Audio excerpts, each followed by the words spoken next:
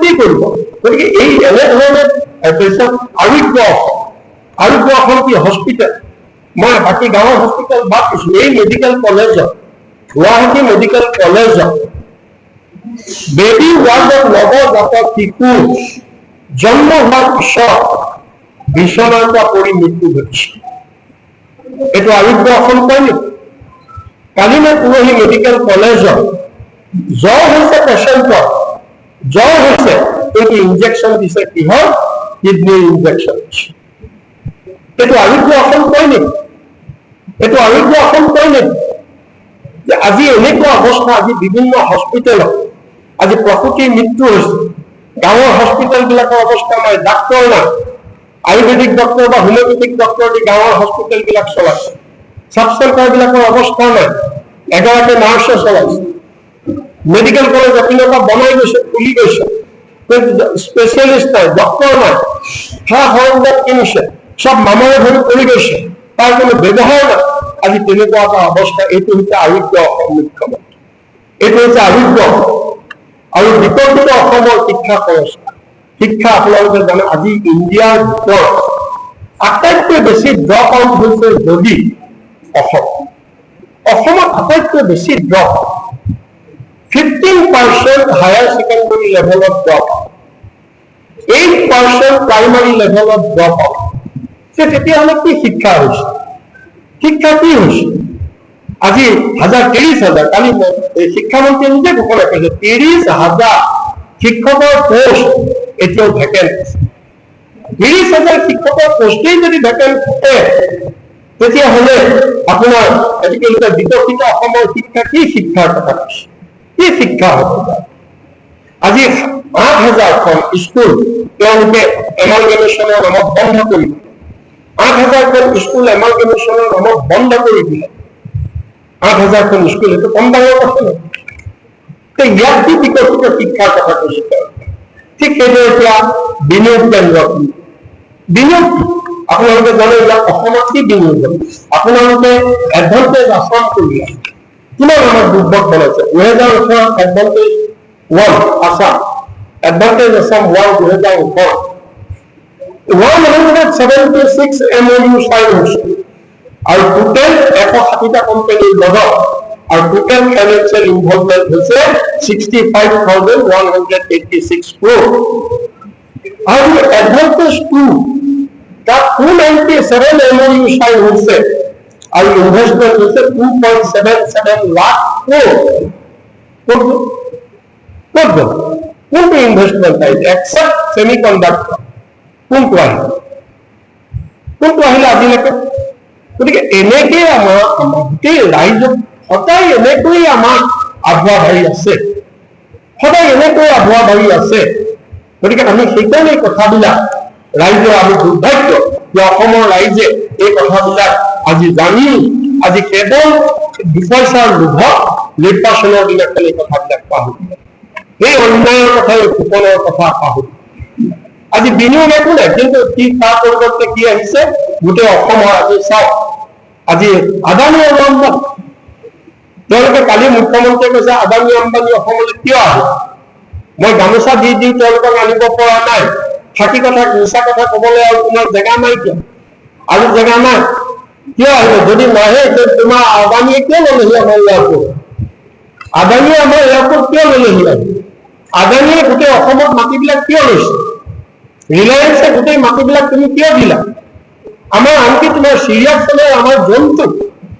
আমাৰ চিৰিয়াখানাৰ জন্তু তুমি ইয়াৰ পৰা গাড়ীৰে নি তুমি তাত আম্বানী য'ত তুমি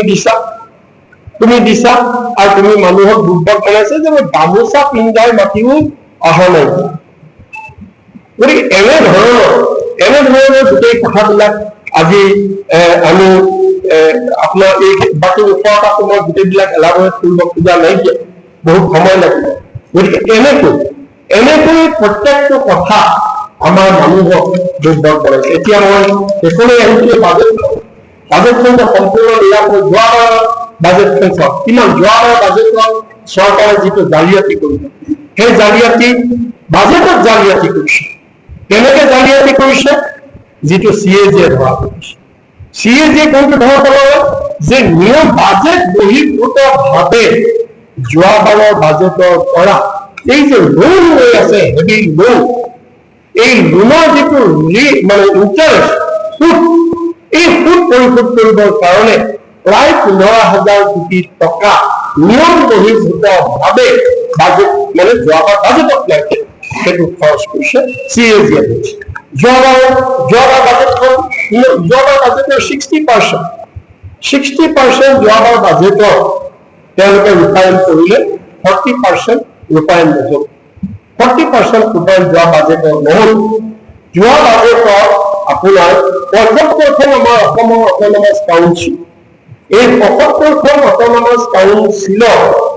তেওঁলোকে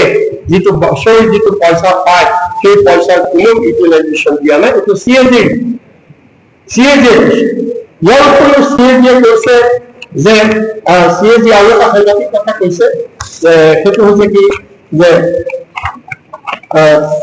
65% গোটেই বাজেট এলকেশ্যনৰ 65% যোৱা কেৱল হিতাধিকাৰী খৰচ কৰিছে। এইটো সিএজিয়ে ধৰিছে, এইবিলাক অবজেকশ্যন সিএজিয়ে ধৰিছে। গতিকে দেশৰ ৰাজ্যখনৰ উন্নয়নৰ কাৰণে মাত্ৰ 35%। যোৱাবাৰৰ বাজেটৰ কথাটোৱে আনিছো। যোৱাবাৰৰ বাজেটখন যেনেকে এখন ব্লক বাজেট, যেনেকে আমাৰ কেৱল জালিয়াতি কৰিলে তেওঁলোকে বাজেটত, জালিয়াতি কৰি যোৱাবাৰ বাজেটখনত যেনেকুৱাকে তেওঁলোকে কেৱল ইলেকশ্যন জিকিবৰ কাৰণে কেৱল 65% বাজেট এলকেশ্যন অকল হিতাধিকাৰীত খৰচ কৰিলে আৰু 40% বাজেট তেওঁলোকে ৰূপায়ণ কৰিব নোৱাৰিলে আৰু এলকেশ্যন নাহিল। গতিকে এতিয়া মোৰ লাষ্ট পইণ্ট যে এই যে বৃহৎ পৰিমাণৰ লোন লৈছে, প্ৰায় এতিয়া 2 লাখৰ ওচৰত 2 লাখ কোটি টকা হৈ গ'ল এতিয়া লোন, 2 লাখ কোটি টকাৰ লোন। এই লোনটো এতিয়া আমাৰ কৌশল, ইয়াত আপোনালোকে দেখিছে বহুত কৌশল কৰিছে। এই যে বাজেটৰ যিটো তেওঁলোকে কম্পনেণ্ট দেখাইছে আৰু খৰচৰ যিটো কম্পনেণ্ট দেখাইছে, ক'তো কিন্তু লোনৰ কথাটো উল্লেখ কৰে যে আমি কিমান লোন লওঁ আৰু লোনত আমাৰ ইণ্টাৰেষ্ট কিমান মাৰিব লাগিব, মানে কিমান টকা দিব লাগিব, সেইটো ক'তো উল্লেখ কৰে। আমাৰ প্ৰশ্ন, যদি তোমাৰ বাজেটখনত তুমি কম্পনেণ্ট কৰিছা, এনেকে পইচা আহিব, আৰু যদি সঁচাকৈ বাজেটখনত 1,51,000 কোটি টকা আহিবই চৰকাৰৰ পৰা, তেতিয়াহ'লে তুমি লোন কিয় ল'ব লাগে? বাজেটততো চব ভৰাই আছে, গোটেই বছৰটোৰ কাৰণে আমি কেনেকে খৰচ কৰিম, বছৰটোৰ কাৰণে আমাৰ কেনেকে পইচা আহিব আৰু আমি কেনেকে খৰচ কৰিম, ইয়াততো ভৰাই আছে। যদি ভৰাই আছে তুমি এক্সট্ৰা মাহেকত 10,000, 15,000 কোটি টকা তুমি লোন প্ৰতি মাহে তুমি কিয় লৈ গৈ আছা? তুমি কিয় লৈছা? এইটো জালিয়াতি। এইটোৱে কথাটো হৈছে কি যে এইটো কেৱল দেখুৱাব, এইমতে টকা নাহে চেণ্ট্ৰেলৰ, এইটো দেখুৱাবলে। চেণ্ট্ৰেলৰ পৰা হিমন্ত বিশ্বই এনেকে টকা আনিব নোৱাৰে। আজি জিএছটিৰ টকাৰ পৰা 80,000 কোটি টকা জিএছটি পেণ্ডিং আছে অসমে পাবলগীয়া। 80,000 কোটি টকা এতিয়ালৈকে পোৱা নাই জিএছটি। গতিকে উপায় নাপায় লোন ল'বই লাগিব। এইবিলাক দেখুৱাব, এইমতে টকা নাহিব। গতিকে চলাব কেনেকে? নিজৰ উৎসটো একো নাই, গতিকে উপায় হৈ লোন ল'ব লাগে। গতিকে সেইকাৰণে আজি এইখন হৈছে লোনৰ বাজেট। আকৌ একেই হ'ব, লোন বাঢ়িব, ৰাইজৰ মূৰত আকৌ লোনৰ ধাৰৰ বোজা বাঢ়িব, তাৰ বাহিৰে বিকাশ একো নহয়, জনমূৰিয়াই নেবাঢ়ে, অসমৰ সামগ্ৰিক উন্নয়ন একো নহয়। এইখন এখন ভুৱা বাজেট। আমি এই বাজেটখনক আমি অৰিহণা দিছো আৰু অসমৰ ৰাইজক আমি এই বাজেটত যিবিলাক তেওঁলোকে জনসাধাৰণক আগুৱাই বাঢ়িবলৈ আৰু জনসাধাৰণক তেওঁলোকে যিবিলাক শোষণ কৰিবৰ কাৰণে যিবিলাক ব্যৱস্থা কৰিছে, জনসাধাৰণৰ মূৰত কঁঠাল ভাঙি জনসাধাৰণৰ প্ৰাপ্য উন্নয়নৰ পৰা বঞ্চিত কৰি তেওঁলোকে নিজৰ ৰাজনৈতিক স্বাৰ্থ পূৰণ কৰিবৰ কাৰণে যিবিলাক ব্যৱস্থা কৰিছে, ইয়াৰ বিৰোধ কৰিবৰ কাৰণে আমি জনসাধাৰণক আহ্বান জনাইছো। ধন্যবাদ।